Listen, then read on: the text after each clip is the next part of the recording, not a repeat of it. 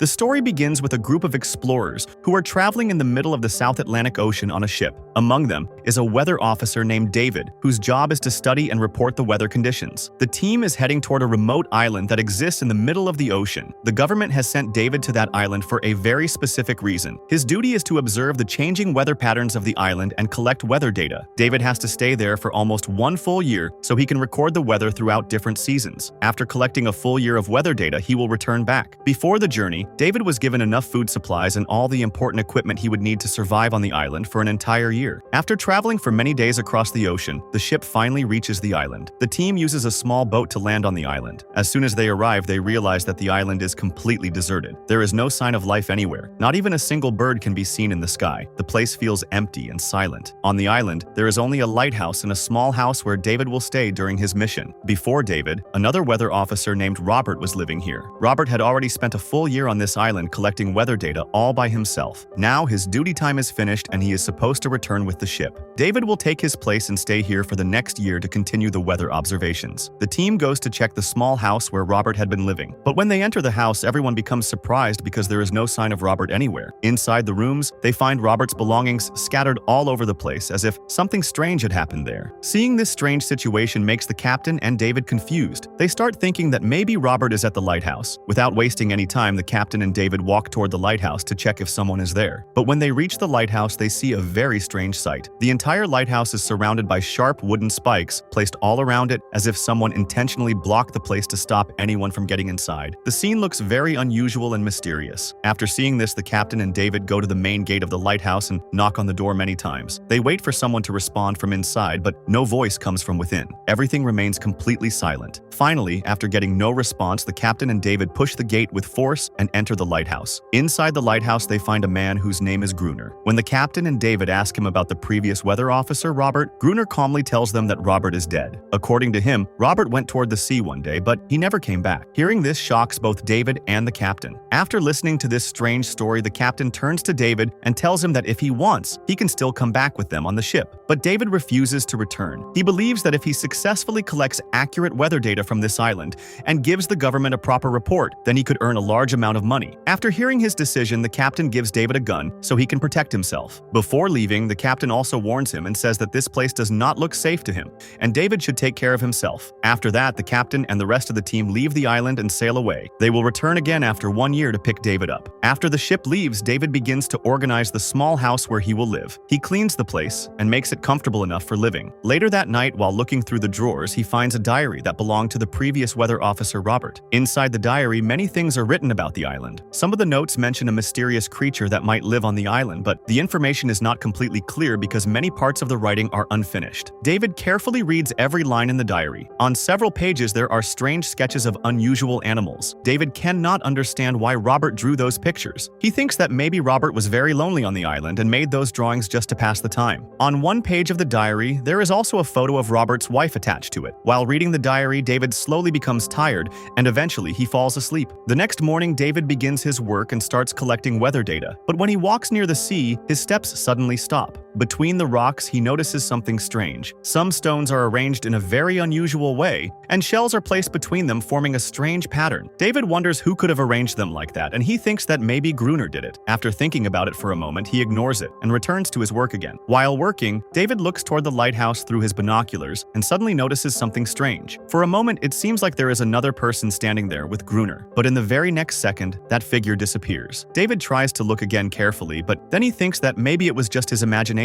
Later that night, David is busy doing his work inside the house when suddenly someone knocks on the door. At first, he thinks it might be Gruner. David calls out his name, but there is no response from outside. Holding a lamp in his hand, David slowly walks toward the door. As he gets closer, he begins to hear some strange sounds outside. The sounds do not feel like they are coming from a human. Then he suddenly sees something terrifying. From the gap under the door, a strange creature's hand tries to reach inside. That hand clearly does not look like a human hand at all. Seeing this makes David completely terrified, and it feels like like the ground has slipped under his feet. Without wasting a second, he runs toward the basement and hides there. After a short time, that mysterious creature manages to enter the house. It starts moving quietly around the house while trying to find David. From a small crack in the basement, David secretly watches the creature. But because of David's small movement, the creature suddenly notices him. As soon as it sees him, the creature quickly rushes toward him and tries to grab him through the crack. To save himself, David quickly grabs a knife and stabs the creature directly in its eye. The creature screams loudly and runs away from there. Even though it escapes, David knows that it could return again at any time. Now David becomes completely sure that the mysterious creature mentioned in Robert's diary is actually real. Because of fear, he cannot sleep for the entire night. The next morning, when David goes outside the house, he notices something strange on the sand. There are footprints on the beach, but they clearly do not belong to a human. The footprints lead straight toward the sea and then disappear. Now David finally understands why Gruner had surrounded the lighthouse with sharp wooden spikes. David realizes that if he continues living in this house, those creatures could kill him at any moment. Out of fear, David runs quickly toward the lighthouse and starts shouting to Gruner to open the gate because he needs to come inside. But Gruner refuses to let him come inside and tells him that he should have gone back with the ship. David feels helpless and slowly walks back because Gruner does not even want him near the lighthouse. Gruner even throws water on him and orders him to go away. Now David realizes that he will have to protect himself on his own. When he returns to the house, he starts preparing for safety. He closes every window of the house with wooden boards. He places sharp wooden sticks all around the house to create a barrier, and near the main gate he puts old papers and books. After that, he pours oil on them so that if those creatures return, he can scare them away with fire. However, there is something David still does not know, and he is going to discover that truth tonight. Luckily, while searching inside the house, he finds an old box. Inside the box there is a gun and many bullets. Seeing this gives him a small hope of survival. As the sun slowly begins to set, David starts feeling more and more afraid. Soon, darkness spreads all around the island. David sits quietly in one corner of the house holding the gun in his hands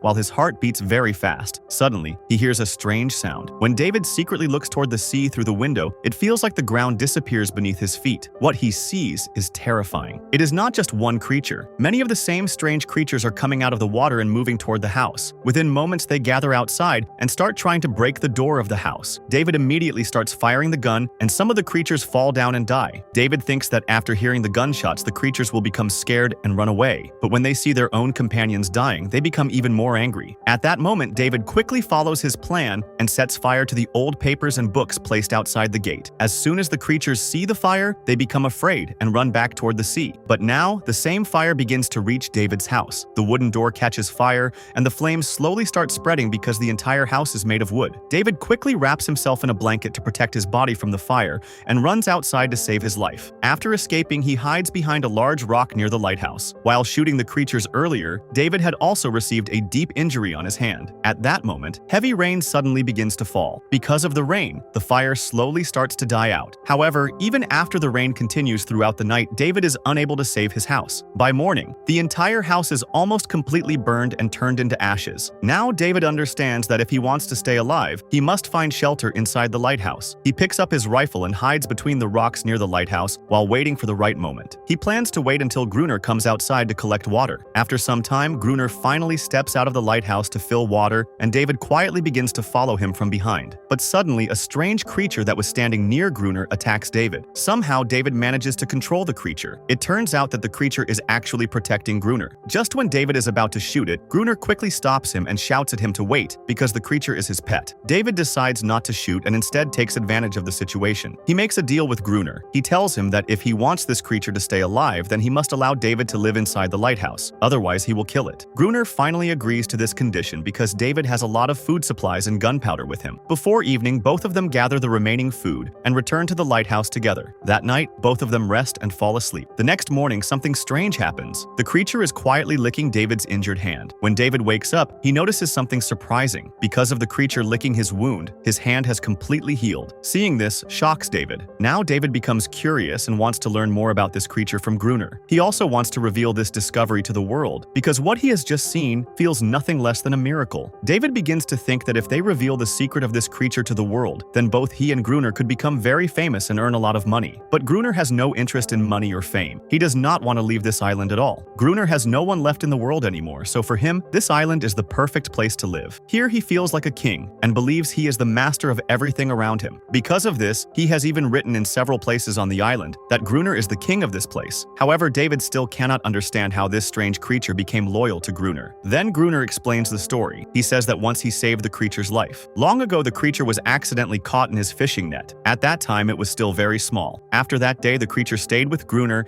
and started obeying everything he said. But Gruner is a very harsh man and he treats the creature very badly. Gruner admits that every day he forces the creature into a physical relationship. He also tells David that once the creature attacked him, and as punishment, Gruner treated it so cruelly that after that, the creature started believing that it was his slave. Now everything becomes clear, and it also explains why those creatures come out of the sea every night. They come to rescue their companion and take her back with them. But Gruner never allows that to happen. Those creatures cannot attack during daylight because the sunlight burns their skin. After learning all this, David does not want to stay on this island anymore. He just wants to escape from here somehow and save his life. As evening begins to fall, Gruner tells him to get ready with the gun, because the creatures can attack at any time. They both prepare themselves and get ready to turn on the lighthouse light. After a short time, many creatures start coming out of the sea. In large numbers, they move toward the lighthouse. As they continue approaching the lighthouse, Gruner keeps firing his gun at them again and again, but David becomes completely terrified. He slowly moves back toward the inside of the lighthouse. Even though Gruner keeps shouting at him again and again to fight, David just sits quietly in one corner. After a short time, the fear becomes too much for him, and he loses consciousness. That entire night, Gruner fights the creatures alone. The next morning, Gruner angrily throws water on David's face to wake him up and tells him that if he wants to stay alive, then he must start killing those creatures. Otherwise, he will be thrown out of the lighthouse. Gruner also warns him that if he wants to stay here, then he must follow every order. David will have to bring water every day, do all the small and big work of the lighthouse, and also stand guard at night with him. Now, David has no other option. Because of this, he is forced to accept everything. From that moment, David starts obeying all of Gruner's orders. But there is one thing that David truly hates. Every day, Gruner physically tortures the female creature in different cruel ways. Soon night arrives again, and both of them prepare for guard duty once more. As expected, the creatures again come out of the sea and move toward the lighthouse. But this time, David is not as afraid as before. He begins firing at the creatures. However, tonight Gruner does something strange. He leaves David outside alone and closes the gate of the lighthouse while he quietly sits inside. Gruner wants David to learn by himself how to fight these creatures. David is forced to keep fighting them all night. After a long struggle, the night finally passes and morning arrives. When Gruner opens the gate, he sees David sitting outside covered in blood. By now, David has learned how to fight those creatures. As time continues to pass, David's life becomes the same every day. At night, he fights the creatures, and during the day, he does all the work of the lighthouse for Gruner. The island now feels like a prison for him. He constantly thinks about the day when he will finally escape from this place and breathe the air of freedom again. As time goes by, David slowly develops a strange friendship with the female creature. Now he begins to feel sympathy for her, and it starts to hurt him to see the way she is treated. Now David finally understands how difficult it is to live alone after being separated from your own people. He realizes that the creature might also be feeling the same pain of loneliness. Because of this feeling, David even gives the female creature a name. He calls her Anarus. Time continues to pass like this, and after some days they notice something unusual. The attacks from those creatures slowly start becoming less frequent. David begins to think that maybe during winter the creatures move somewhere else, or perhaps they have realized that fighting these two men will not bring them anything. But Gruner does not agree with this idea. He tells David that this is not the reason and the creatures will attack again. According to him, they are only increasing their numbers before the next attack.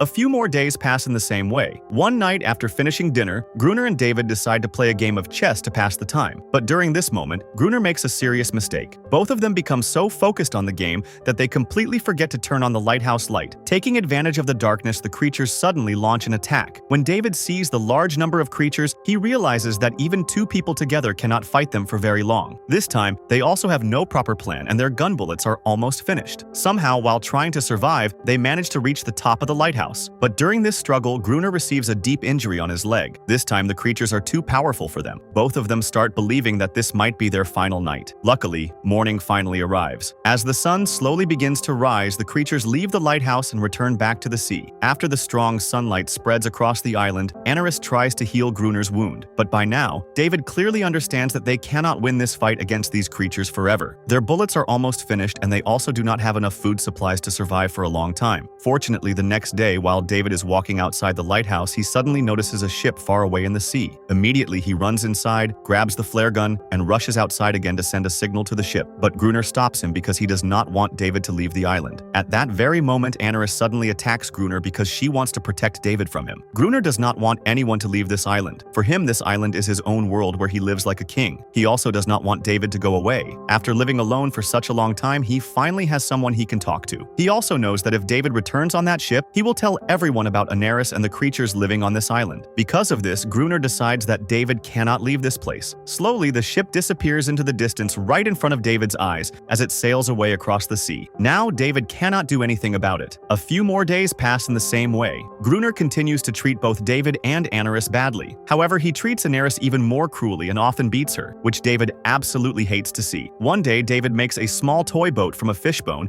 and gives it to Anaris as a gift. But when Anaris sees the toy boat, she takes David to a hidden corner of the island. There, David is shocked to see that there is actually a real boat lying there. When David later asks Gruner about this boat, he tells him that he already knew about it. Gruner explains that once some people reached this island with that boat while trying to save their lives. But before morning came, none of them survived. All of them were killed by the creatures. Those people were transporting ammunition on their ship. However, a violent storm in the sea caused their ship to sink near this island. After hearing this story, David suddenly gets an idea. They have something that looks like a diving suit. David suggests that if one of them wears the suit and goes down into the part of the sea where the ship sank, then maybe they can find some bullets or dynamite there. With those explosives, it would become much easier to fight the creatures. But Gruner refuses to agree with this plan. Even so, David is ready to risk his own life to try it. A few more days pass like this. During this time, the bond between David and Anaris becomes stronger. David slowly starts liking her. One day, while David and Anaris are spending time together and showing affection for each other, Gruner secretly sees them. Seeing this makes him jealous. He begins to think that Anaris might take David away from him. Because of this, Gruner decides that David must be removed from his path. The next day, Gruner suddenly pretends to agree with David's idea. He tells David that he can wear the diving suit and go down into the water to collect the RDX and explosives from the sunken ship. Gruner says that once David collects the explosives, he will pull him back up with the boat. But in reality, Gruner has a different plan in his mind. He wants David to bring the boxes of dynamite from the sea floor to the surface and then leave him alone in the ocean so the creatures can kill him. In this way, Gruner will get the dynamite and Anaris will again become his slave. Soon, both of them sit in the boat and travel to the place where the ship had sunk in the sea. David puts on the heavy diving suit and slowly goes down into the water. When he reaches the bottom, he sees that the ship is completely destroyed. However, luck is on his side because he manages to find a few boxes of dynamite there. But suddenly, several creatures appear in front of him. The moment David sees them, he becomes frightened and loses his balance. He falls down on the seafloor. The diving suit is so heavy that he cannot even move properly. Because of this, David is also unable to send a signal to Gruner above the water. Seeing no signal from below, Gruner assumes that the creatures must have already killed David. But in reality, those creatures were only two small children. Somehow, David manages to take off the heavy diving suit and leaves it behind on the seafloor. After struggling for a while, he swims back up to the surface. While searching around the wreck, they also find some old boxes that contain dynamite. After this discovery, both of them immediately get to work. They place dynamite around the lighthouse in 2 layers so that when the creatures attack again, they can destroy all of them at once. Several months pass, and the season of snowfall arrives. However, the creatures suddenly disappear again and their attacks completely stop. It feels as if the creatures somehow learned that a trap had been prepared for them, which is why they are not attacking anymore. Gruner begins to suspect that maybe Anaris warned the other creatures. Because of this suspicion, he starts treating Anaris even more cruelly. But this time, David stops him. In the end, both of them create a new plan. They decide to leave the main gate of the lighthouse open so that when the creatures come closer, they can blow them up with the dynamite. Gruner cleverly asks Anaris to stand on top of the lighthouse and scream loudly. As soon as the creatures hear her voice, they become furious. When the creatures notice that the main gate of the lighthouse is open, they think this is their chance to rescue Anaris. But in reality, it is only a trap for them. Soon the creatures begin to come out of the sea again. They move straight toward the main gate, and as soon as they enter, they attack David. David shows courage and manages to escape from them. When all the creatures finally gather near the lighthouse, Gruner presses the dynamite lever to trigger the explosion, but nothing happens. The blast does not occur. In truth, David had disconnected the wire earlier,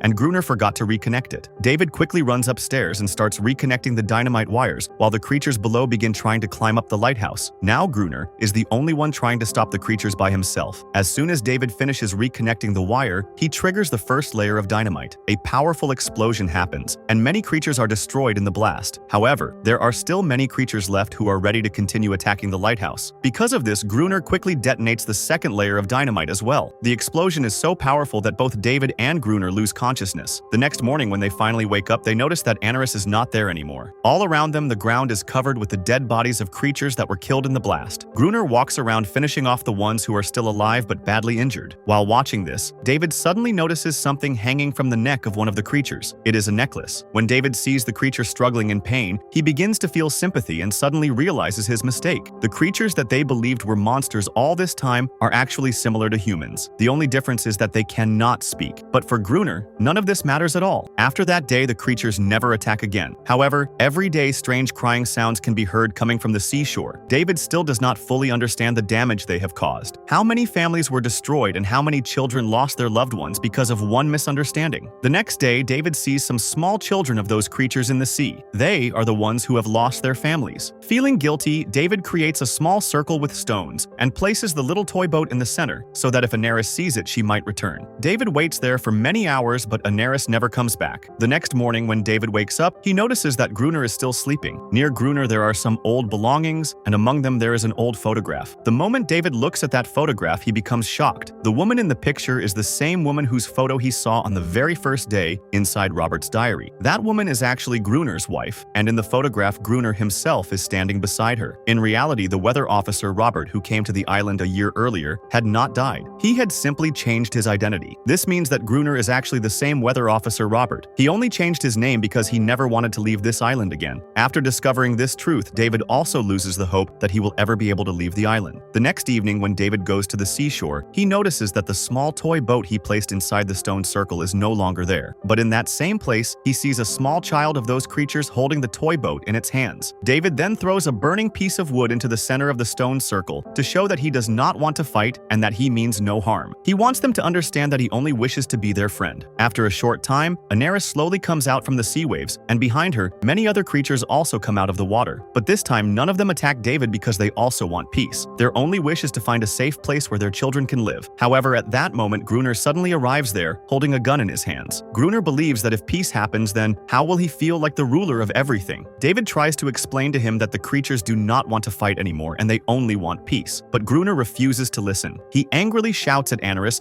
and orders her to go back inside. But for the first time, Anaris does not obey his command because she is no longer his slave. Seeing this makes Gruner realize that his rule over the island is ending. He begins to feel weak inside because no one is obeying him anymore. In anger, he starts walking toward the lighthouse. David believes that maybe now Gruner has finally understood that every living creature wants freedom and no one wants to live as someone else's slave. But the madness of ruling like a king was not going to leave Gruner so easily. As soon as he reaches the lighthouse, he fires a flare from the signal gun. The flare flies straight and hits one of the creature's small children. The child dies instantly. All the creatures run away in fear, and even Anaris loses all her trust in David. Seeing this makes David furious. He immediately runs toward the lighthouse to teach Gruner a lesson. David starts fighting with him and angrily asks why he did this when those creatures only wanted peace. But Gruner has become so violent that he decides to kill David. He picks up a heavy iron rod and moves forward to attack him. Just as he is about to strike, David suddenly calls him by his real name and shouts for him to stop. He says, "Robert, you are not a killer." Hearing his real name makes Gruner freeze for a moment. The truth is that Robert was never a cruel man. After coming to this island and living alone for so long, his mental health had slowly collapsed. Loneliness, the death of his wife, and deep depression had turned him into this broken person. In reality, he was never a murderer. He was once a good man. At that moment, Gruner finally realizes that the creatures never wanted to fight. They only wanted peace. He understands that he killed them only to feel powerful and to prove his dominance. Now he feels deep regret for everything he has done. Because of this, he walks toward the creatures and surrenders himself. Within moments, the creatures attack and kill him. After this, David goes inside the lighthouse and locks himself there. Time continues to pass, and 1 year later, a government officer arrives on the island with a new weather officer.